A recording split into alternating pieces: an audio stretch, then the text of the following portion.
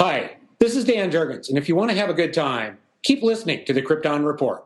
It's a bird. It's a plane. This is Jason J. Lewis, the voice of Superman on Justice League Action. This is Mark Wade, writer of Superman Birthright, and you're listening to The Krypton Report, the All Things Kryptonian podcast, including Superman and Supergirl. We discuss games, movies, cartoons, TV shows, and comics. Find us on Facebook, Instagram, YouTube, and Twitter. Happy Black Friday to everyone out there. Yes, as the recording of this, it is that glorious holiday that the Teen Titans Go. We're very excited to celebrate that we had to watch a cartoon about Starfire learning the true meaning of Black Friday. For all those who are like, man, on Black Friday, what is there to, how do I celebrate? Well, you can go shopping. You can watch Teen Titans Go, like I've done a lot today, is trying to entertain my children. Or you can podcast with your friend. So that's what I chose to wrap up my Black Friday with, is podcasting with a friend. And that friend would happen to be the great, the powerful Mr. James Cole. Well, 2 out of 3 isn't bad. What? You're not Mr. James Cole? You weren't shopping. You didn't shop, right? No, I didn't even shop online today. You know why?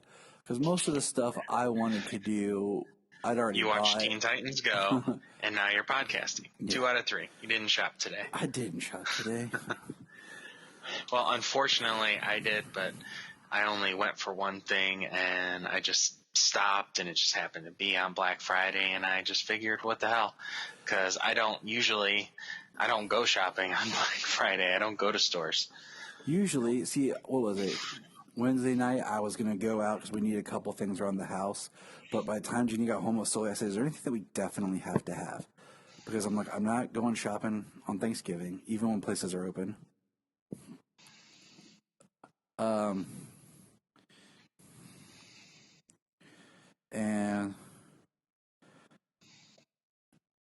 I'm not going to go on Black Friday, so I'll go tomorrow. Yeah, I never go, and I just got off of work, and I needed to grab something, so, yep, I just, that's what I did. I, swung by the store, picked something up. It's only one thing, 2 of one thing, and good to go. So...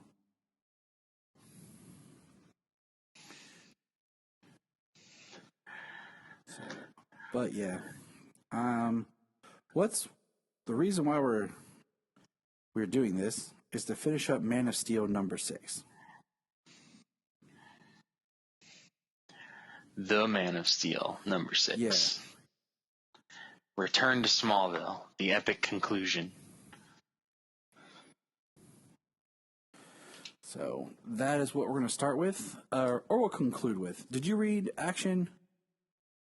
Yeah, I have 1027 here and Batman, Superman. Let's do that, and then we'll conclude with The Man of Steel. So let's start with Action 1027.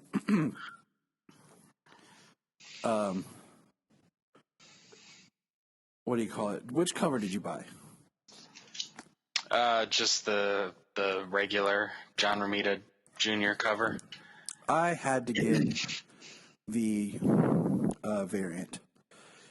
Well, unfortunately, on the, I could have switched it out. I didn't look. On the order form, the subscription form online, normally they have the variant covers on there, but didn't have too many variants on the sheet this time. My guy always pulls me which one he'll think I want, based on if it's Superman, like artwork and stuff. And if I want the variant, I just, I grab it off from my pool and just switch it. Oh, yeah. They let me, they'll switch it. No, they'll switch it, no problem. There's no issue with it I hated Romita's art for this cover. Like, one person I saw online was like, it looks like Superman has a clubbed hand. Like, it just... So I was like, yeah, this is Gary Frank, and it's Connor, Superboy, John Superboy, Superman, Supergirl on the cover. It's a beautiful cover compared to the other one. But so let's dig in. Yeah, definitely. I definitely should have changed my cover. I didn't even think about it. I guess I did actually do a second Black Friday shopping because I got Batman Damned hardcover 25% off today. That's awesome. Because I went in for my books today because I haven't had a chance to get over there all week. So I made sure to get in there today, especially for tonight. And I was like 25% off the hardcover of Batman Damned. Sure. Yeah, I got the hardcover. I like it because I got screwed out of my first issue because he forgot to put one back. Like, I like my shop guy, but like he sometimes screws up on pulls because he has it all written down like in a notebook. I'm like, man, I'd be making files or something, like some sort of system to make it a little bit better for pulls. But yeah, I got screwed out of that. And that's disappointing just because of how big of a controversy it was. Yep. And when it came out, it's not worth the price that they're charging for it. He was like, I'll get you on the reprint. I'm like, okay. I was pissed. And then the reprint came out altered. They didn't even reprint it. Oh, yeah, that's right. They didn't even do it because they were just like, nope, we're not going to do a reprint. It'll be in the collected. So, and of course, digital, they changed and stuff. So, yeah, it was altered for the. It was, and it's sad. But let's get into Action 1027, our second to our last Bendis book.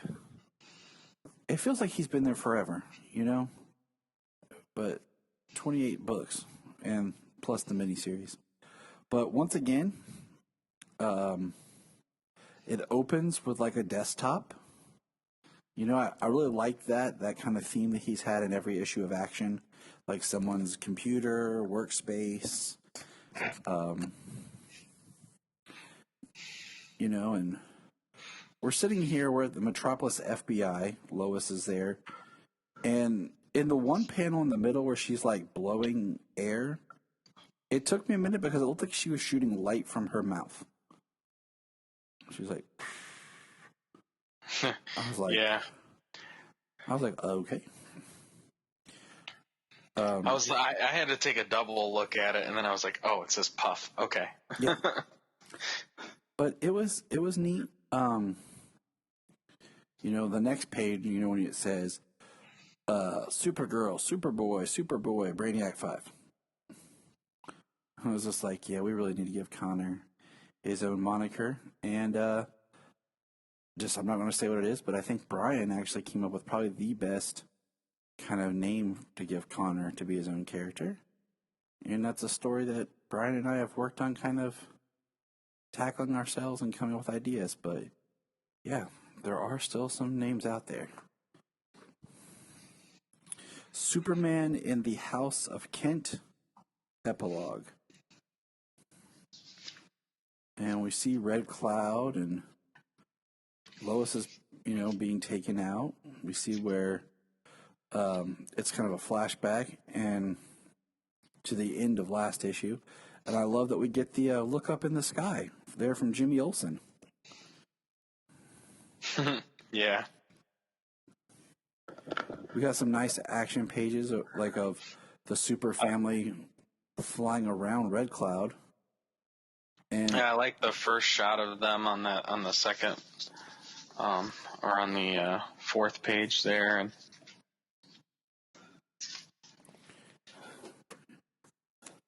yeah, it's a lot of action panels. It is. It's kind of it is kind of crazy because it's just one of those, like, I'm liking this story. Like, I really do like this House of Kent story, especially with a couple of issues I grabbed of Young Justice just to kind of help fill in Connor. I just wish the art was different. You know, I like here, if you look, where Perry's like, I don't care if we are under investigation, I want that story.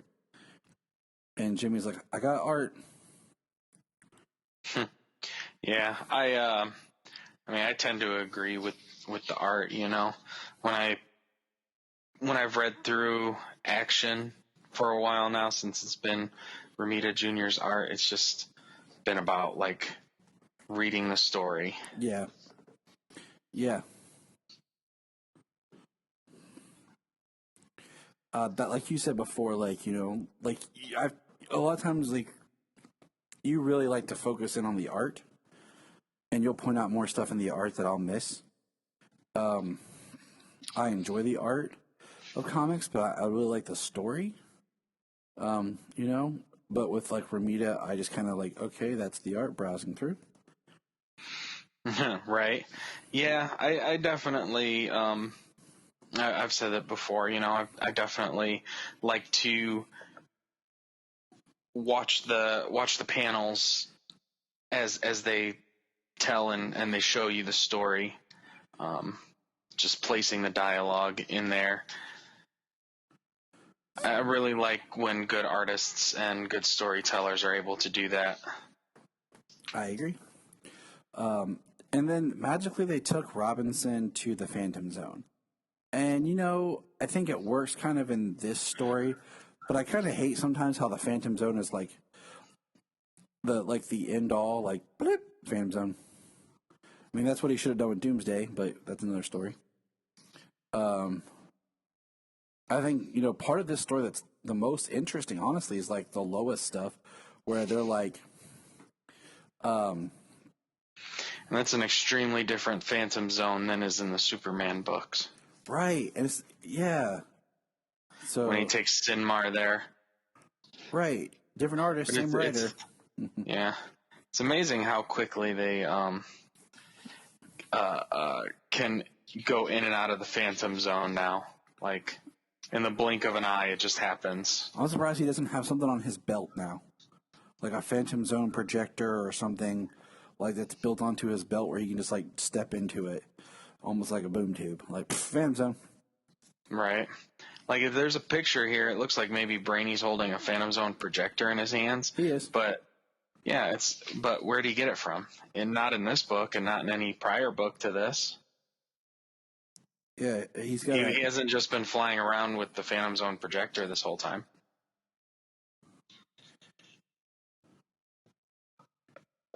He says, "Brady, you got a way to trap her like the way we did the parachute." He's got like a orb, like just a pinkish orb. And then I think this is interesting when basically loose threads, the Invisible Mafia, Leon's, you know, the FBI, she puts together that basically Leon was from another Earth.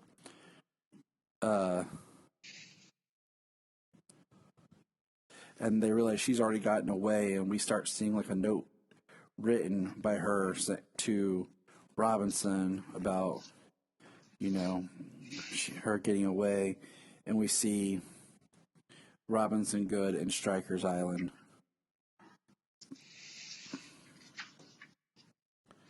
And Superman, the Super Family flying around. And man, how did you feel about this panel? This, where he's talking about Star Labs now and everything, like all the chain of events because of him, that all these events happened. Every single thing, and then it looks like he destroys Star Labs. Yeah, and then like I was like, whoa, and then I looked at the next part, and it was just like in his mind. Right. I was like, really? You're gonna fake us out like this? Yeah, I was like, I don't know. I was like, you know, sometimes Superman, like, I don't know. So Normally we've seen it before, but it's usually because he's like under some sort of influence where he envisions demolishing something like this. So what do you think about the next page where Brainiac like whispers something to Supergirl? What do you think he's telling her? Or we can't talk about it because this is a family show. Well, that they do have a past. I don't know. I mean, he says he says she's going to come to the future, so wonder what Brainy knows. You know, because this isn't like the future hasn't happened for him yet. So makes me wonder what he knows, or what he tells her. You know, because I don't know if, to my knowledge, I don't know if Legion is continuing or if that's ending. Right, and I can't keep up with this Supergirl's continuity. I tried. I got lost somewhere in the shuffle. But I do like that he says goodbye and calls them the House of Kent. You know, even like Kara, like she's part of the House of Kent. You know, not the House of L, the House of Kent. Yeah. And then I love this. Smallville. Did you hear, Mom? The emergency word. Let's go. Like how it says let's, and then when they say go, they're all descending. And I mean, I just feel like this would be an amazing shot, like look of the four of them coming down into the Daily Planet with a better artist and perspective. Oh, yeah. Absolutely. So you hardly ever get to see this many, these many Kryptonians together. You don't get to see the super family together that often. Exactly. I like how she says, this is more of a Clark thing, but it's a Superman level emergency. The FBI left the building, blah, blah, blah. Nope, we were just informed we have a new owner. Is it Lex Luthor? Worse. Jimmy Olsen now owns the Daily Planet. Superman's boss, Jimmy Olsen. Yeah, that's funny. And I'm like trying to remember like where Jimmy is in this story. Like, isn't the rich thing a storyline that he inherited the money from his parents back in the New 52? Yeah, but I haven't kept up with his parents were super rich. Yeah, and he was like cast out for wanting to do his job, and so. Well, I never read the Jimmy Olsen book. I didn't either. I feel like we should have now. Right? Now we got to go back and get 12 issues of Jimmy Olsen. Now, did you read Batman Superman 14? I did. It was good. Are you going to, real quick, I'm looking forward to reading the Challenge of the Super Sons, going back to a young John Kent and Damian Wayne. Oh, heck yeah, I'm going to buy that.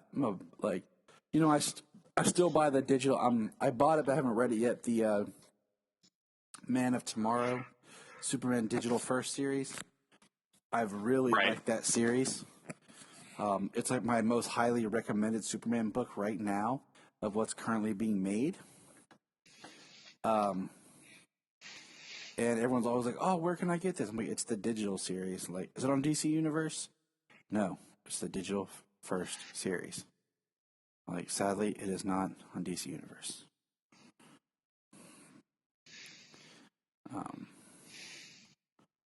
But yeah, Batman Superman was good.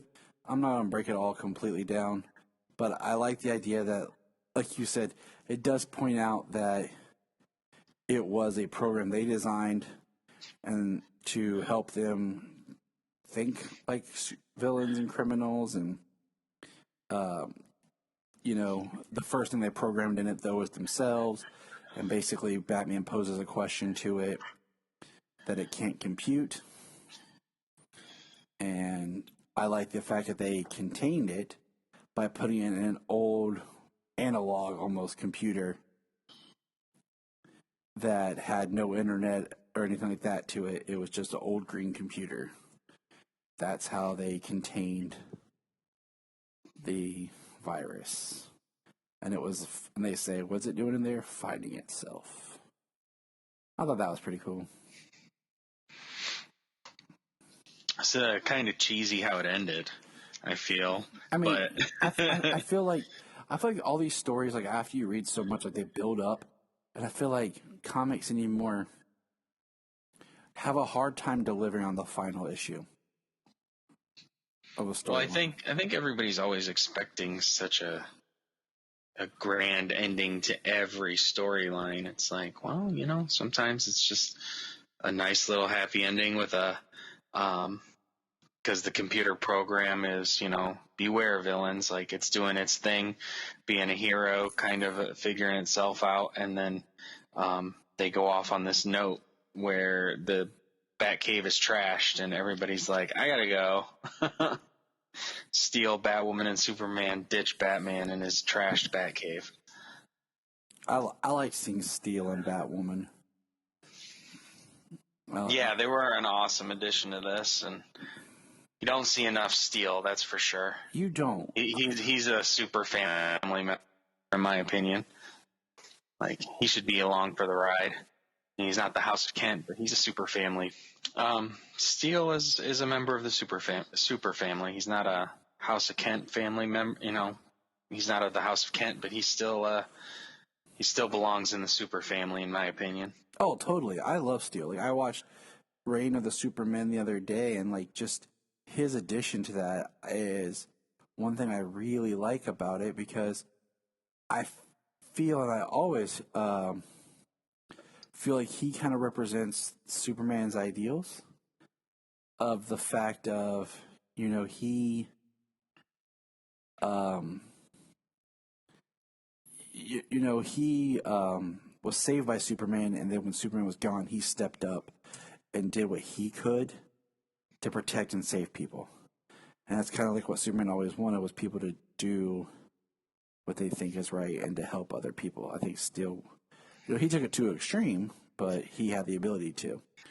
So, yeah. Out of all the four Supermen that came into being after Superman died, they were all like similarly an aspect of him. The Last Son of Krypton, Superboy, but Steel was like the heart of Superman. mm-hmm. Like he held the same beliefs of being able to protect people, and doing it for the right reasons.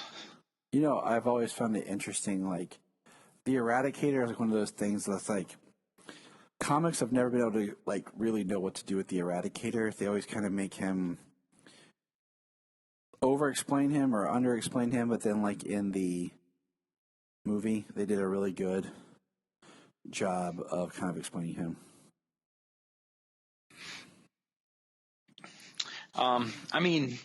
They boiled him down to a hard light hologram. He was a computer program designed to protect Cal. Yeah, it was awesome. It made sense. Mm-hmm. Made up so much sense. But all right, so Batman Superman's been a pretty good book. It's kind of been off. Like, I don't know. Sometimes I feel like it's very hard to write Batman and Superman together on a continual run. Because it's just kind of weird, but I enjoy the book. I like it. I like the idea of like, instead of always being an ongoing series, just kind of make it like mini-series. Because think about when this run started. Like, the first of it was that Batman Who Laughs storyline, where he had the like infected the Secret Six or whatever, and then it changed, and yeah. But all right. Yeah, and the who they could trust kind of came at the end of another book. I'm thinking it was the Price crossover, maybe, with Flash and Batman. And Superman was at the end, joining Batman in the cave at the end. But I remember that, and it was like the launch of that storyline. All right. So it is time, James, to venture back to the 80s, to The Man of Steel, Epic Conclusion, number 6. Let me pull this out. So, it's called The Haunting, and Superman is flying back to Smallville,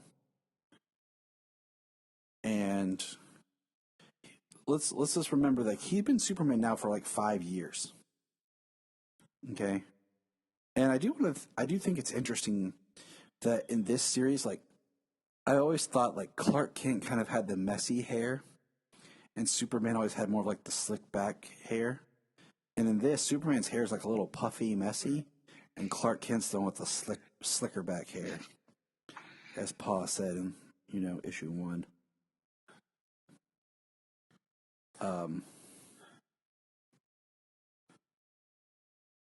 It is interesting that we're on the farm here.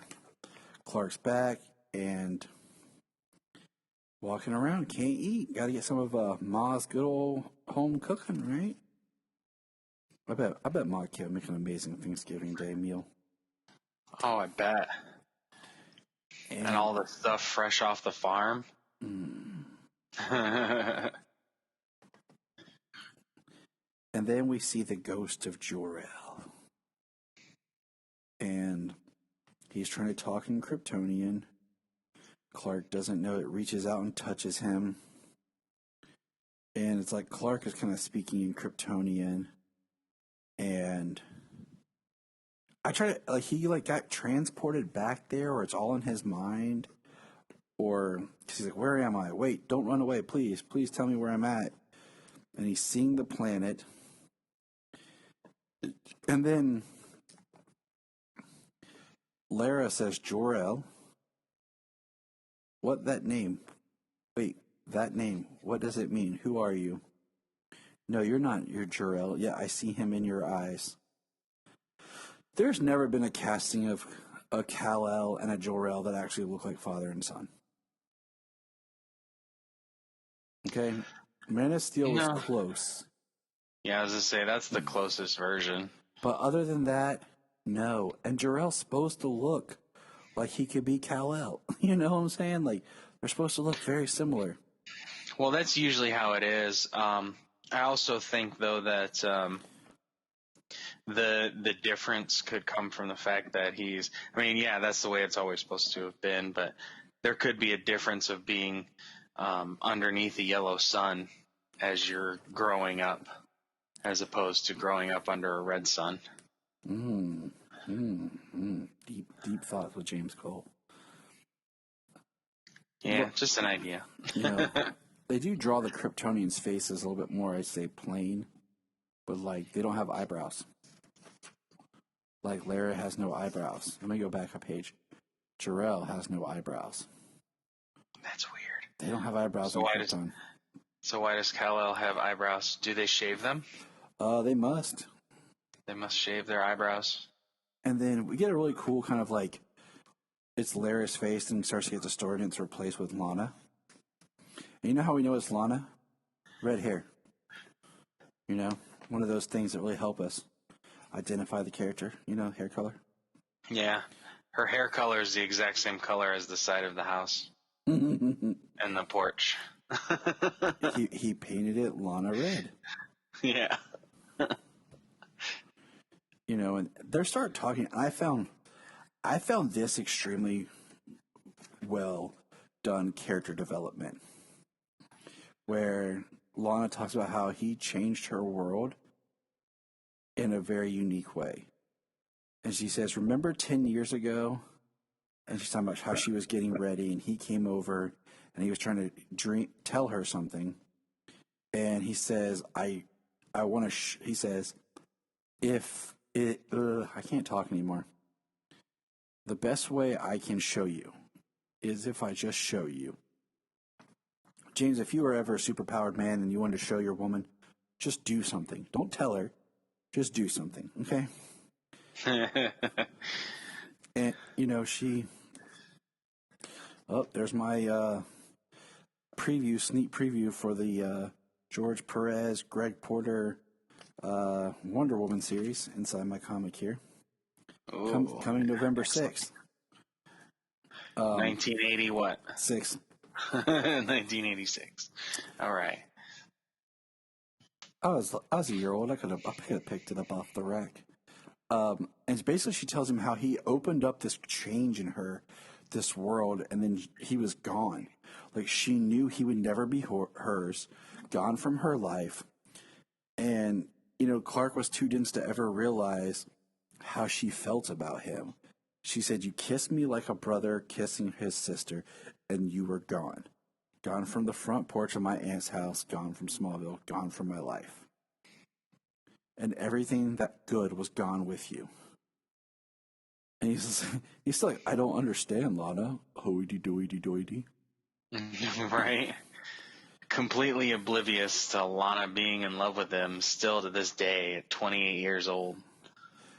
And she's like, you wanted to share a strange and wonderful secret with me, your closest, oldest friend. Instead, you tore open the seams of my life and left me empty, Clark. You opened a door to me, Clark, the door that leads out into the whole universe. And then you closed it again, forever. She said, I realized you could never be mine. All my life I loved you, Clark. But in that moment, that morning, you were taken away from me. Because you could never belong to one woman, Clark. You are Superman, and Superman belongs to the world. So how does this Lana feel when he marries Lois? Son of a... Right? She's bitter because she talks about that she thought about outing him when Superman first appeared. I thought about revealing your secret, but eventually I came to realize you'd meant well. Yeah, what a woman here. I followed Superman just watching, hoping, and dreaming. She talks about how her house is in disrepair after her aunt passed, and it was an anchor, a piece of the old life. And I was like, oh, okay. She says, I'm happy now, Clark. Not as happy as I might have been if you were just an ordinary man and we raised about a dozen ordinary kids. And she talks about how, and I'm like, okay. That's a ridiculous family. So the next part, this is a really weird transition, like out of love. And so she's touching his face. And then the next page is him walking as Superman in his costume in a field with out of love, showed me out of love. This Lois Lane gal, sweet on her son. Life, it's like these things in his mind. And now he's thinking of Lois and what Lana said. And he says, Superman belongs to the world. But which world? All these years I've questioned, who am I? Where did I come from? Mom and Pa found me 28 years ago. He goes back to where the rocket ship was supposed to be. It's gone. Then he sees the Jor-El ghost again. And Mom and Pa pull up. Pa gets his shovel and hits the Jor-El ghost, and the shovel goes away. Yeah, they go so far as to be like, the wood protected you from being electrocuted. The wooden handle saved you from electrocution. Yeah, they gotta over-explain everything. And, Superman's like, I gotta think. And I'm like, okay, he's flying to the Fortress of Solitude. A lot of exposition of him rolling on stuff in his mind. And this is where it hit me that I'm like, he doesn't know he's an alien. Like, just reading this Man of Steel, so like they never explored Krypton or his alien. This was his introduction to all that in this Man of Steel series. It's a very weird miniseries. Yeah. It's like the high points. Like each part is like a high point, and then we have other stories that could go in between. Because, he lands what looks like he lands in the Arctic, and then he like standing on like a rock cliff, and it's an awesome drawing. Yeah. Well, Lex finds out that he's an alien in the last issue, but what does he do with that? Nothing, Yeah. And in this issue, he finds out he's an alien, and he's been Superman for 5 years already. Yeah, and just this whole like, I'll always cherish the memories Jor-El and Lara gave me, but only as curious mementos of a life that might have been. Krypton bred me, but it was Earth that gave me all I am, all that matters. I may have been conceived out there in the endless depths of space, but I was born when the rocket opened on Earth in America. It was Krypton that made me Superman, but it is Earth that makes me human. And that's like the last words of this book. Like, there's no, like, I am now Superman, or like, I am, like, it's all exposition in his mind. But it's the Earth that makes me human. Yeah. So I'm guessing it's John Byrnes' Superman run where it goes into like the Matrix, the chamber or whatever that the DNA was made. Yeah. Put together and it has to grew. And I expected like the last page that maybe he uses his superpowers and fixes up Lana's house so that she can live somewhere nice and not be like, in a hood or something. I kind of expected a little bit more from Clark. Like, why give me that like little bit of subplot with Lana talking about her house and then you don't do anything about it, Clark? Yeah. What the heck, man? Right. I mean, I did kind of like just at least reading some of that heavy thought, heavy exposition from Superman, that how he was like basically downloaded with so much knowledge and information and alien information that it took time for it to be sorted out in his head while he was flying. And he came to realize what all of it meant. I mean, that's cool, but I would have liked a little bit more like, I don't know. It's a different way of writing. It's a different structure. The story it had the 6 issues. I would definitely recommend, was it 4 and 5 for sure? And was it 3 where we meet Lois? 2 is Batman, right? And 3 is Lois, or I got that reversed?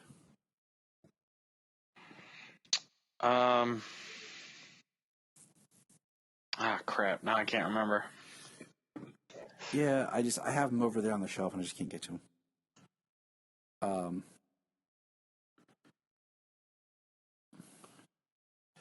But it's 2 is Lois, 3 is Batman. Okay, so I definitely recommend issue 2, issue 4, and issue 5. I mean, 1 is cool, but I have my issues with 1. I just feel like 1 could have been 6 issues in itself. So. Yeah, I mean, 2 through 5 were good. 1 has some issues. 6 has, I don't know, a little bit of issues. Kind of seems like, I don't know, out of place. Maybe that story should have happened a long time ago. Yeah. It's crazy to me. Like sometimes you forget things when you're reading this story. Like, oh wait, that hasn't happened yet. Like, well, I mean, it is called the Man of Steel. Like, he's just a man. He doesn't even consider him being an alien. He's just a man with powers, So it is nice to see that he's just a man doing the right thing. Yeah. It would have been interesting to do like, just something like Alien of Steel or something like some sort of play off of it, kind of later. Instead of Man of Steel, Alien of Steel, kind of where it's like more of, I don't know, from a different angle. But it was good. I mean, I'm not a hater on it. There was some stuff that was weird in it. That's all. From especially issues 1 and 6. But any other final thoughts on this Black Friday? This holiday of holidays. No, I mean, I'm happy to have finally gotten to read this. It's been on my to-do list for a long time. So I know it's one of those that you never want to admit that you've not read. You read that? Yeah. Or when somebody, someone that you really care about who's a friend, tells you they've never watched Justice League or Justice League Unlimited, the cartoon series, and you just question your friendship and your reality. Just throwing that out there. Right. Yeah, I agree. I don't know what kind of person could do that. I don't either. It's tough. Go on without watching that. So, all right, from all of us at Krypton Report, happy Black Friday. We hope you had a happy Thanksgiving and are preparing for a wonderful, safe, and happy holiday season. So remember, buy our holiday guide.